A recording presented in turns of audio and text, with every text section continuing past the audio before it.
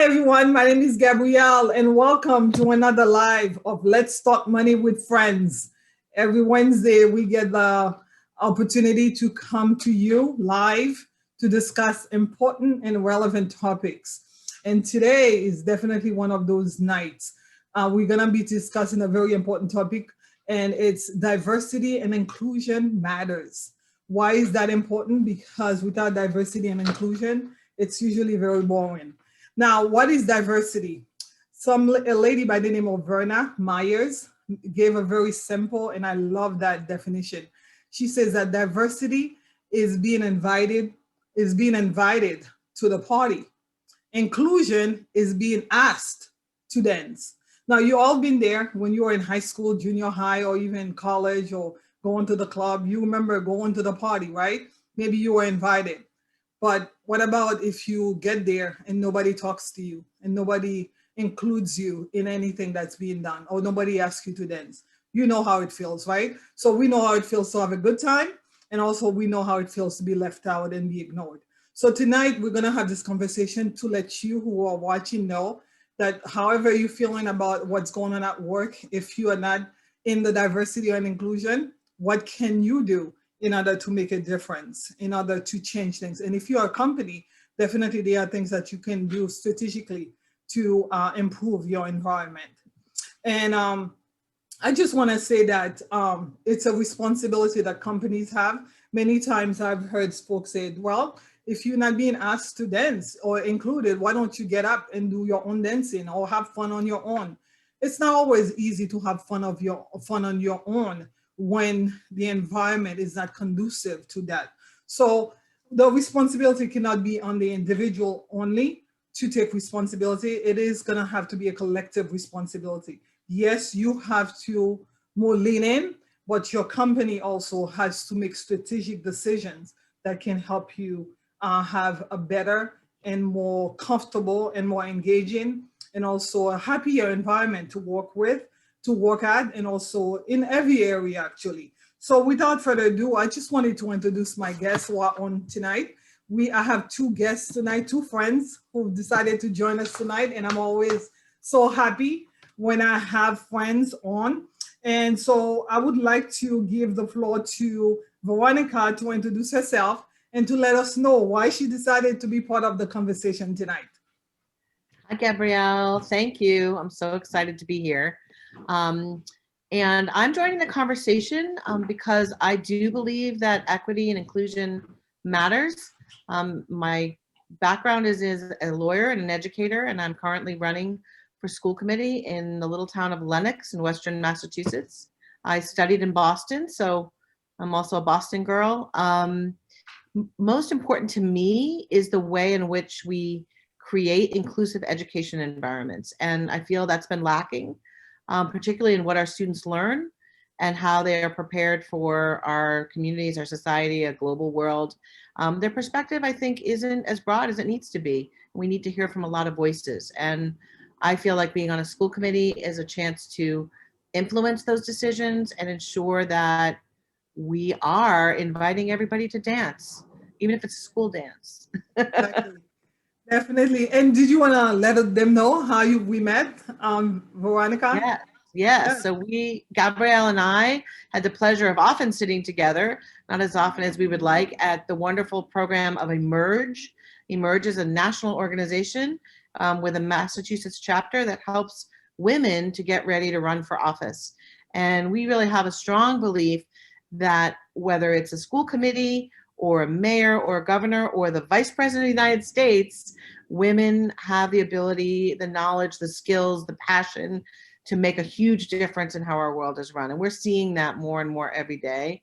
But there is a lot to learn how to run for office, and Emerge brings wonderful, talented people together to kind of give us the keys for how do we get in the room and how do we make sure that we know how to win and how to be prepared. We all work really hard, but sometimes you just need that knowledge for how to win elections and how to be present in the rooms where the decisions are being made, in rooms that often have been filled by white men and not enough women, and definitely not enough women and people of color who have other backgrounds. So we want to open up the party and invite everyone to dance. Exactly. Have not only diversity but inclusion, right? Yes, So I absolutely. like the fact that Emerge has done so much to help women. But I always say I've always been a community volunteer. I've given my time and resources to my community because I do believe in giving back. And so I met Anna, giving back, right? Doing volunteering at a local church here. And so, Anna, I would like for you to introduce yourself and also to let us know why you've decided to be part of the conversation today. First, I want to say thank you, Gabrielle. You know, you're such an amazing woman who loves to network. And I actually ran into a mutual friend that you had on here, I believe a week or two ago, Antoine, the other day. Oh, And I okay. thought, man, everybody knows Gabrielle. So thank you. So I am a single mom. I'm divorced. I have 2 kids. I was a former educator. I am passionate about many things, but as an educator, I obviously did that for about 14 years. And one reason why I did that for so long was because I knew that for my students who were all Boston Public School students, they needed to see somebody from Dorchester who was raised by a single mom, who went to college, who went to graduate school, and who became a teacher. And so I thought, it's one thing to say, oh, you can become this, but if you don't have anyone to look up to, it's really hard to become something if you have no examples. And so I try to live my life with ethics and integrity because I know that I'm not doing it just for me. I'm doing it for those coming behind me. And so I try to always make sure I put my best foot forward and, to always be an example to those who are looking, especially the young women in our city. Yeah, and we are looking. I had a lady who was going to be here as well, but unfortunately, she had an emergency. And diversity. We talk about it being representation. It matters. It matters. I remember going to Somerville High School, and she, who was going to be tonight, Colleen Desiree, she was the very first Black Haitian teacher who came to the school, and I remember feeling so happy that she was there. Although I never had a class with her, but going through the hallway or even like in other areas, she was there. It really made us feel like, okay, we were being part of we were thought about because we had someone who could represent us. But inclusion was another thing. And I remember her saying, like, I left the school because I wasn't included, because my contribution was never valued. The way my perspective wasn't included in the mix. As a matter of fact, I felt like the other and she ended up leaving, and guess what, it really it was a loss for the school as well as for the students who ended up not having someone that they could look up to. So my first question tonight, and you can twist it and present it however you want, but can you tell us a story about a time where you feel like you were like the other? How did that make you feel, and what do you think you could have done or your environment could have done to make things better for you? We can start with Veronica. Okay. Well, I definitely feel that when I was in college, although I greatly, greatly benefited from a scholarship, I was the first in my family to go to college. And I did not have a lot of that history in my home life, although I had encouragement, and I got a scholarship to Wheaton College in Norton, Mass. And that was wonderful. And I also worked part-time jobs. I waited tables. I did a lot to make sure that I could complete and succeed in college. And I know that's a story for a lot of people, that we really have to work hard. And there were students there who had families who were paying their way, and that's great if you can do that. And I was benefited from a scholarship, which was wonderful. One of the struggles, however, is many of the students had the opportunity to take internships, summer internships or January internships. And I very much knew that I had to earn money, and many of the internships were not paid. And I had to earn money in order to have books the next semester, in order to pay my portion of school that wasn't in a loan or in a financial aid. So I know now, and because I've continued to volunteer, I do believe strongly in giving back, that Wheaton College offers stipends for students who want to take internships to enhance their learning. On-the-job training is so important. Showing up working at a bank or in a nonprofit organization or medicine the internships are so important. And so now they have created funds to provide stipends for students who are on scholarship and need to get paid to do internships. And they've created a culture of the value of work, and that an intern isn't just free labor to do, drop off mail. It's really to get in there and learn so that you can build a workforce and you can learn from a younger generation and bring them up and encourage them to, for example, in my case, I studied law. I did get a lot of mentorship from a professor at Wheaton, but I couldn't do the typical summer internships because I kind of had to make the money that waiting tables was going to give me to pay my bills. So it's something that I think is important. And I encourage leadership to make sure that students have equal opportunities once they're in college. Once you get there, you now need to succeed and you want to feel like you can have equal opportunities. And that's an important part of my volunteer work in making sure that students have opportunities. Yeah, I like that. The fact that you are a student and you've seen other students doing things, they're being included because they are able to get included, but you're not even able to accept the inclusion because you have other needs that you need to meet. And I think it's great that the university now is thinking, no. Everybody, not only should you be included, but given the opportunity to work it out. So that's great. Definitely, that's definitely a great example of inclusion and diversity and inclusion. What about you, Anna? Would you like to share your story?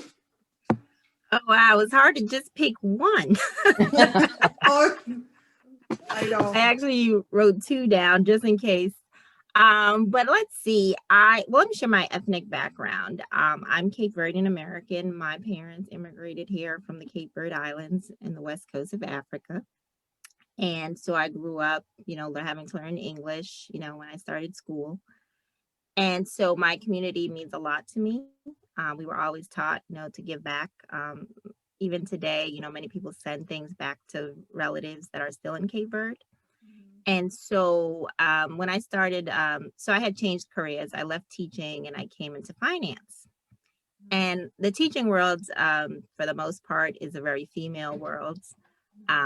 Oops, I think my printer just started. So if you hear my printer, I'm sorry. I printed this like 20 minutes ago and it's now printing. Sorry about that. So in terms of my community, I'm always, like I said, I became a teacher to kind of give back to my community. And I started this job. If it's really annoying, I'll just turn it off. I started this job and I noticed that there were a few other Cape Verdean, agents at this job. And so I said, well, it makes no sense if we're all Cape Verdean, why don't we work together? Makes sense to me. Let's start a team and we're going to be prospecting to Cape Verdean businesses. So I thought, it would make sense if we, oh Lord, let me turn this off. It's so annoying. I'm sorry. We are live, so it is what it is, right? So sorry about that. I literally no, thank you for your time. So I thought it was a great idea. So I spoke to my manager about it thinking, oh, this is excellent, right? And he was like, no. I'm like, why not? We're Cape Verdean. We're going to the same exact few Cape Verdean businesses. So let's work together. And then I just noticed that every time there were new employees, they were always like, instead of like, for example, if I'm like, well, why don't we work together? They were kind of always geared towards working with my industry is pretty much a white male industry. So they were always kind of partnered with mostly white colleagues. And I was like, this is so odd. So you're Cape Verdean and we're going to the same people. So why aren't we doing this together? And the pushback, I was like, why would there be pushback on that? Like, it just made no sense to me. If we are, trying to uplift our community and trying to show like unity in that we work in the same company and we're doing the exact same thing. So that just made me feel like, I don't know, I was kind of like at a loss. And I thought it doesn't make sense to not utilize, obviously when you're Cape Verdean, there's a language barrier for a lot of our clients. So you're going to need someone who can actually speak the language the people speak. And so I thought it absolutely made sense to me. And I thought, okay, why? I just didn't understand why a person would not support that. Yeah, I think there are a lot of, we have to be aware of what we call unconscious biases that sometimes even communities that we part of, they would rather see someone who looks different than us. So therefore, sometimes even the companies or an agent will say, well, I'm already one.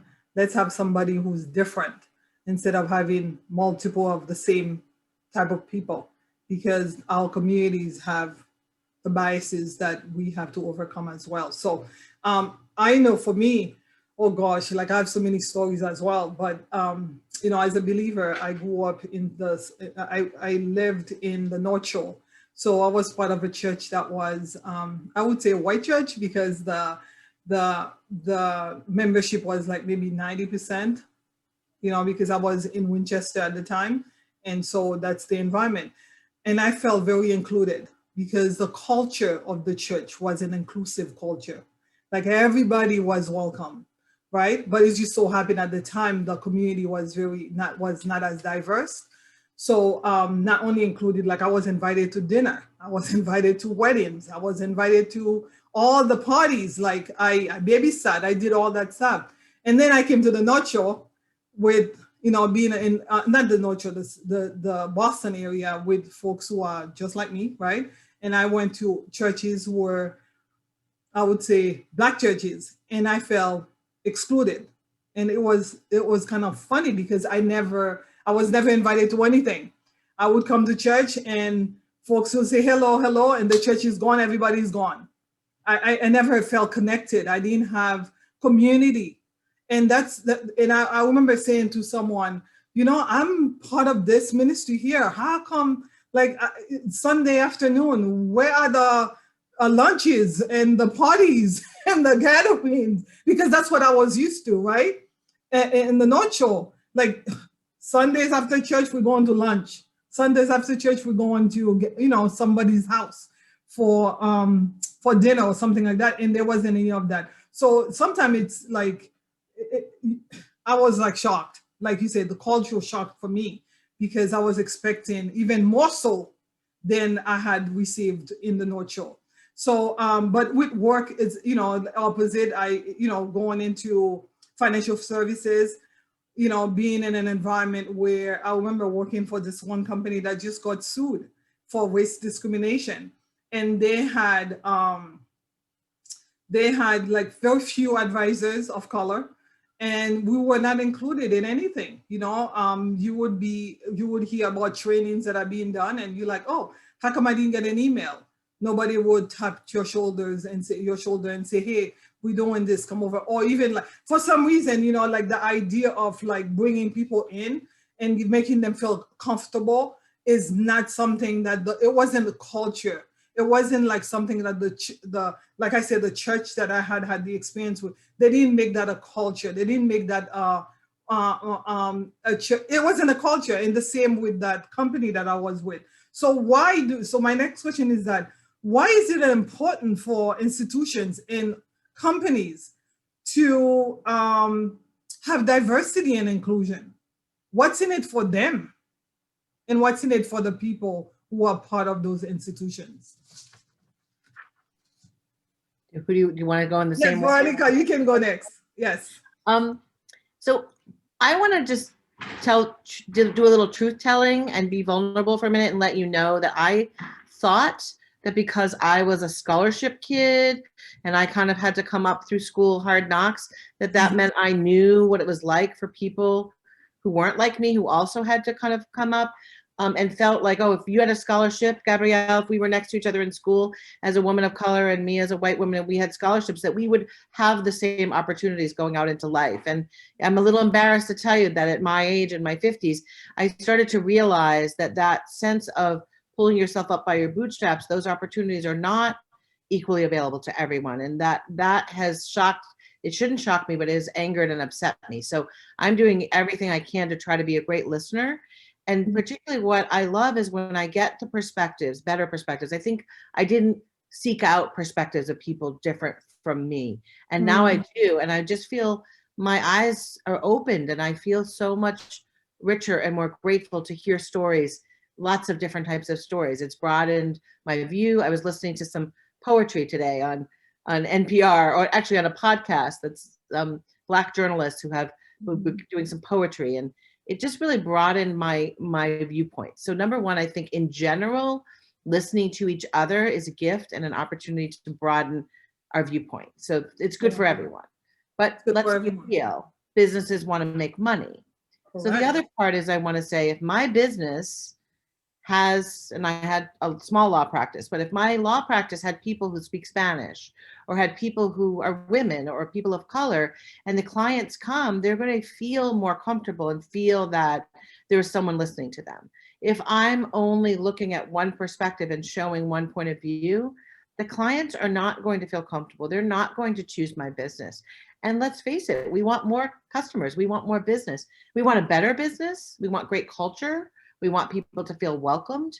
But if we're only showing everything from a single, and I'll just say it, sort of white male point of view, are women going to feel comfortable coming and talking about finances?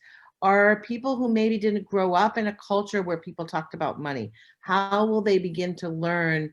Not that they're stupid, they're smart, but maybe they just haven't had exposure.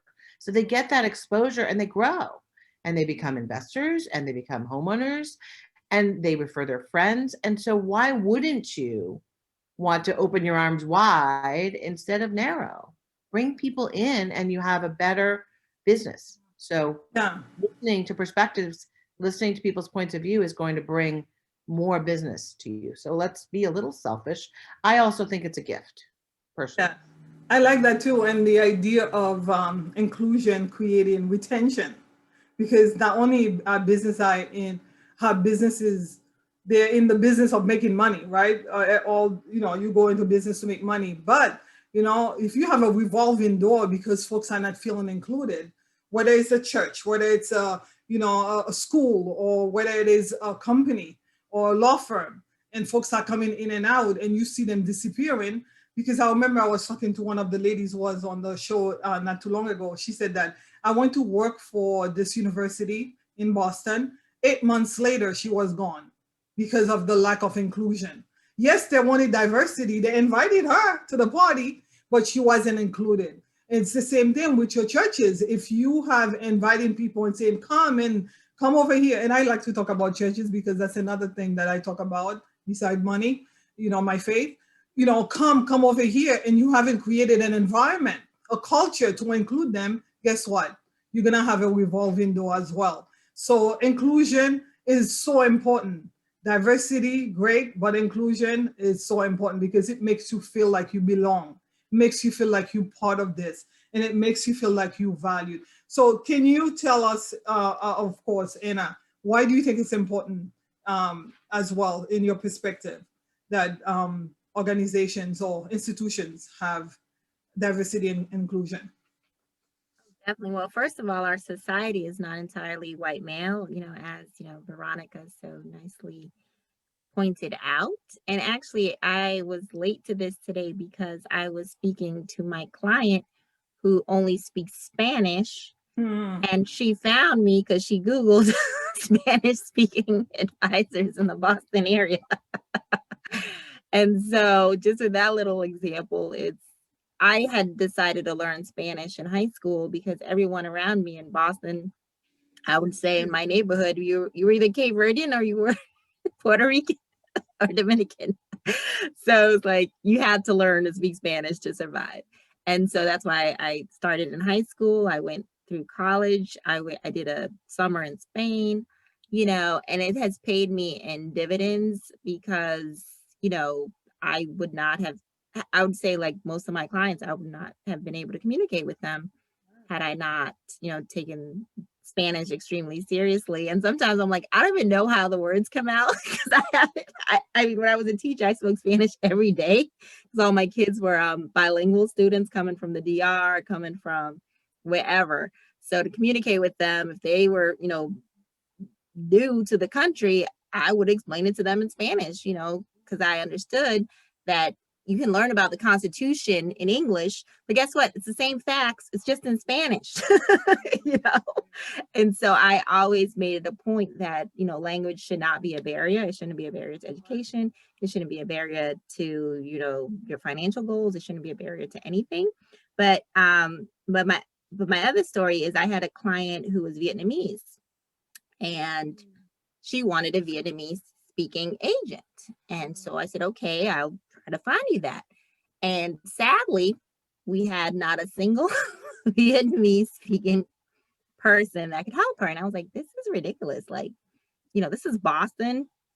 There's a huge Vietnamese population here.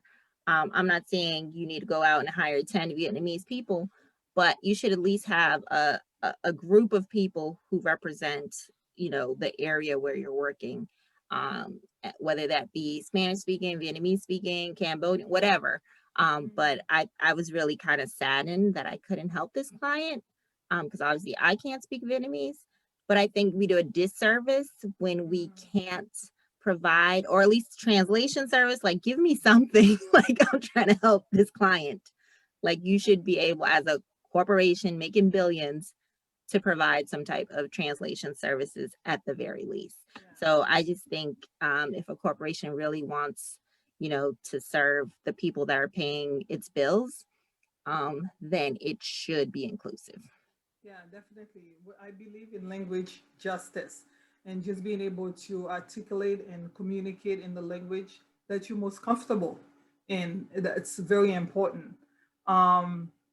So I know for me, I get tired of the window dressing, because you have organizations who are like, oh, I am inclusive. Oh, I am diverse.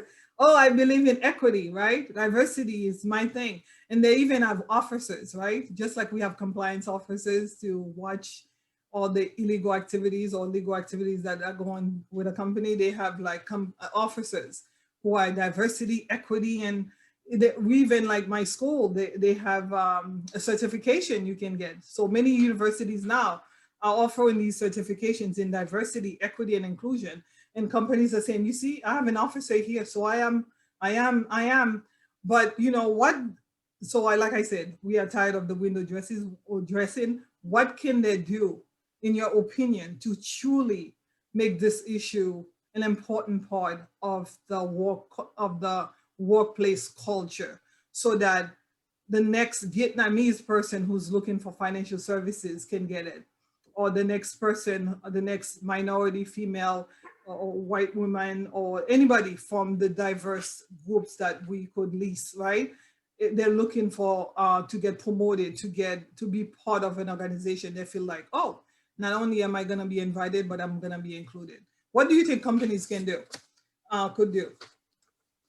I want to just quickly also mention that in the last 3 years, I've been working with a local organization that really is grown in Western Mass called Multicultural Bridge. And the mission of it is to educate and provide justice when there's racial and social injustice in our LGBTQ community, as well as racially and anti-Semitism. So it's really to stamp out and disrupt when there's harm and hate, but it also is to educate. And there's many, many seminars that our CEO, Gwendolyn Hampton Van Zandt, who is a Black woman who also speaks Spanish and started her work as a translator, has been teaching us. And we have a great team of people who engage in teaching businesses and arts organizations what you're talking about, how to do this. And we do bump into people who show up for the training, but then when it's time to dig in, suddenly they sort of disappear. And some of it is, I think, because particularly for white people, maybe we feel embarrassed, or we feel vulnerable, we feel fragile. We don't really want to look at the kind of hard truth about some of what's happened in this country. But really, I think trying to show compassion and say, let's really dig in a little and talk more about what's happening. Try to call it out for what it is, but in a way that recognizes that some people are still learning. We don't want to cater to the fragility too much, but to have conversations. You want to open the door for conversation. And one of the things that I've learned, and I like to credit Gwendolyn, because I don't want to think like this is me. I'm a student of being more inclusive and listening. I'm not a teacher, I'm a student of that. But I advocate for it, and I want everyone to engage in the work that I've engaged in. But particularly we look at spaces when there's a decision being made. This year with COVID, so many decisions about students. When are they coming back to school or aren't they? who is in the room when those decisions are being made? And who is saying, if I'm there, maybe I'm saying, excuse me, I don't see any parents from the Cape Verdean community here. Who is speaking for what's happening to them? Have you thought about transportation? Who is going to get the kids from school home half a day, and who's going to care for the children? So when I'm in a room, I think to myself, okay, who isn't here? Whose perspective isn't?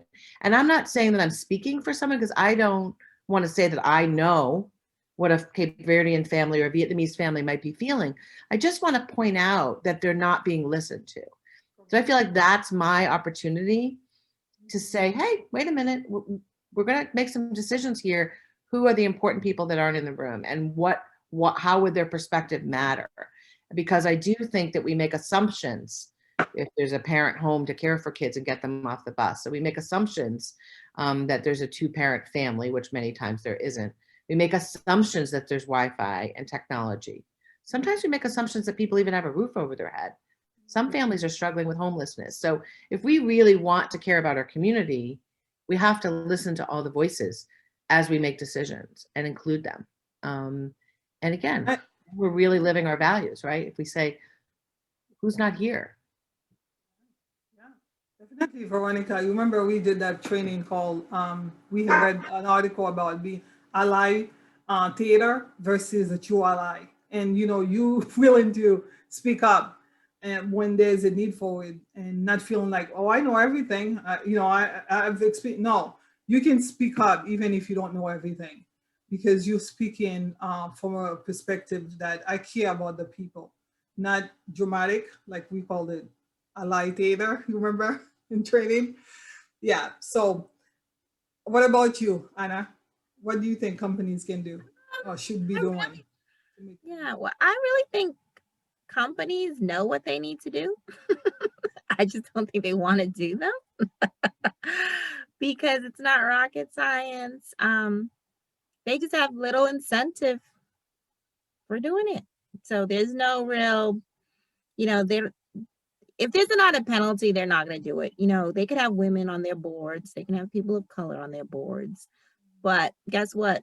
If they're not there, no one's going to really say anything. No one's going to, you know, if the consumers, if there's no pressure, they're just going to do business as usual, because hey, as long as people get their rate of return and you know everything is wonderful, you know, they have no real, and like I said, they have no incentive. And I think because they don't, when you show up, and you know, I've shown up certain places where I literally was the diversity. I don't say that like I was like, okay, so I went to a different school district. So I'm looking around, I'm like, wait, is there anybody of color around here? And this is outside of the city. And I'm like, wait, there are no. So this whole school that, you know, has all these children from all walks of life, you know, they didn't even have a Latino or a Black or Native American, no one of color, you know, teaching or in any, not even working in the cafeteria, like nowhere. So I was like, that's an issue, obviously. But in terms of corporations, I just think they don't have an incentive, so they're not going to change. If that was to change, if they did get penalized, if there was some type of government, and I'm not saying the government has to make it a rule, but I think, you know, as Veronica said, like if you're not in the room, you know, your company is only making policies that are only benefiting, obviously, a certain group of people and keeping other people out. Yeah. Well, thank you. Because I mean, there are companies who are interested in making changes, right? And I like the fact that you talked about, you know, being honest. Like you don't know everything. Ask questions. You know, bring people in the room who can diversify your thoughts. You know, this idea of having one kind, homogeneous type of community. You need multicultural community. Please bring other people in the mix. And also, we talked about measurable, like you said, there are no incentives. But if you are someone who's saying, well, I believe in diversity and inclusion, and you don't have measurable changes happening, You're not hiring with, minorities. You're not promoting. You may have one person in the mailroom, right? But that's not diversity. That's just one person. You need to have folks in leadership, folks who are managers, who are representing the communities that you are serving. There's so much we can say, right? Because it's important to all of us. We are women, we are minorities, we are, we are people who live in communities where we see the hurts, right? We see folks who are struggling and hurting, and they come to you and say, you know what? Oh, I need a drink because I've had such a hard time at work this week because of the condescending behaviors, because people have, unconscious biases and they don't know how to handle themselves because they haven't gotten the proper training, and the culture of the company is not that. Let us train our people. Let us do better so that the culture and the community can be healthier and thrive. And also folks can, at the end of the day is the bottom line, right? If I'm happy at work, I'm not gonna quit and I'm gonna be able to do the work. So in essence, in conclusion, diversity and inclusion matters. It benefits everyone, right? And enriches our lives, right? When we have it in our lives, in our communities, and also at work. And you've said it, studies have shown that the more inclusive and the more diverse, the better the company does. The bottom line, we are in business to make money. So create a multicultural community to bring healthier folks, right? Anything else? Last word, ladies, before we hang up? I just want to say that I think one of the other struggles is that our education curriculum is so biased and based in whiteness and the white perspective that often what that creates then people who are only hearing their own stories over and over again. So as much as possible, from the moment a child reads a book until they go off to college, the opportunity for them to be exposed to different stories, a story of your Cape Verdean grandmother, or Gabrielle's, she told me, I think, about her brother and his herbs and his teas to help you feel better. And this is part of our history. It's a part of American history. It might come originally from Haiti, but Haitians have been in the United States for hundreds of years. Cape Verdeans have been in the United States for hundreds of years. So our history is multicultural. Our history books are white, and that is a problem, because that means that students who are only in a school with white people, with white books, they think that's American history, but it isn't. And we don't need to only have diverse history in February. It is our history. It's what we learned. Here in the Berkshires, I will tell you about the beautiful Elizabeth Freeman, Mum Bet, who was the first woman to be freed from slavery through a lawsuit in the 1787 that was filed. And if you haven't heard the story of Mum Bet, I will tell you it. We're hoping it'll be a movie soon. Octavia Spencer is going to try to make a movie, but it is such an essential story of the principles of freedom that we say are American, but are only being given to some people at some time, and others have had to fight for it. So why isn't that in our history books?